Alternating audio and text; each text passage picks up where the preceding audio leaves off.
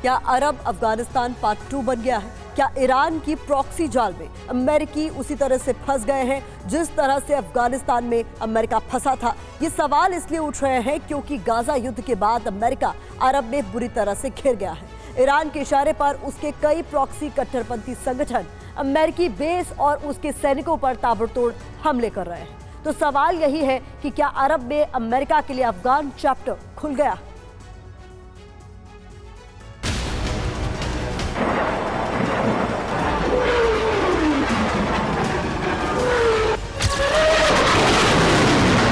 अरब में super power America बुरी तरह से फंस गया है, जिसका सबूत है ये तस्वीरें। अरब में मौजूद अमेरिकी बेस पर हमले बहुत तेज हो गए हैं।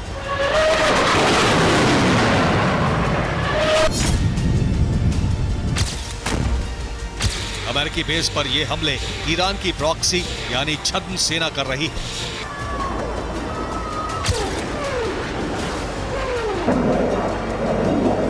अमेरिकी बेस और अमेरिकी सेना पर यह हमले रईसी के इशारे पर हो रहे हैं।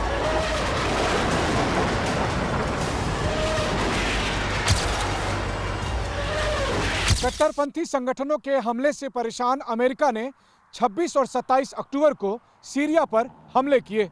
अमेरिका के हमले ईरान समर्थित गुटों पर हुए, वो गुट जो अमेरिकी बेस पर हमले कर रहे हैं।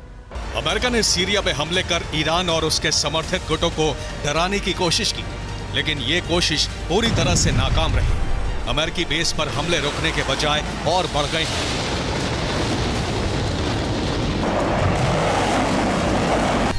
सीरिया के अल उमर में अमेरिकी बेस पर 10 मिसाइलों से हमला हुआ।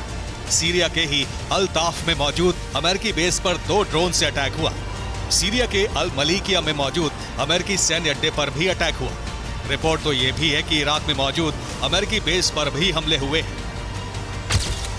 अमेरिकी बेस पर हमले ईरान समर्थित संगठन इराकी रेजिस्टेंस और हूती विद्रोहियों के साथ साथ कई और संगठन भी कर रहे हैं।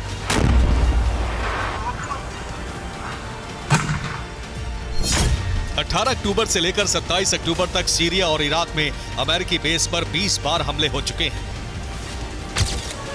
इन हमलों में कई अमेरिकी सैनिक मारे जा चुके हैं, जबकि दर्जनों घायल हैं। 27 अक्टूबर की रात बगदाद में 40 अमेरिकी सैनिकों को डेनमार्क भेजा गया है। दावा किया जा रहा है कि ये सभी अमेरिकी सैनिक घायल हैं।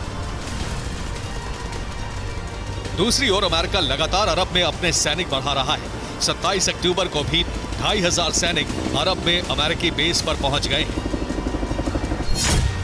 ईरान ने अमेरिका को धमकी दी है कि अगर इजराइल बमबारी नहीं रोकता है, अगर अमेरिका इजराइल का साथ देता रहा तो अरब में जंग की ऐसी आग भड़केगी जिसमें अमेरिका भी जल जाएगा। सऊदी अरब ने भी अमेरिका को वार्निंग दे दी है कि गाजा में इजराइल के ग्राउंड ऑपरेशन के बहुत ही भयावह परिणाम होंगे।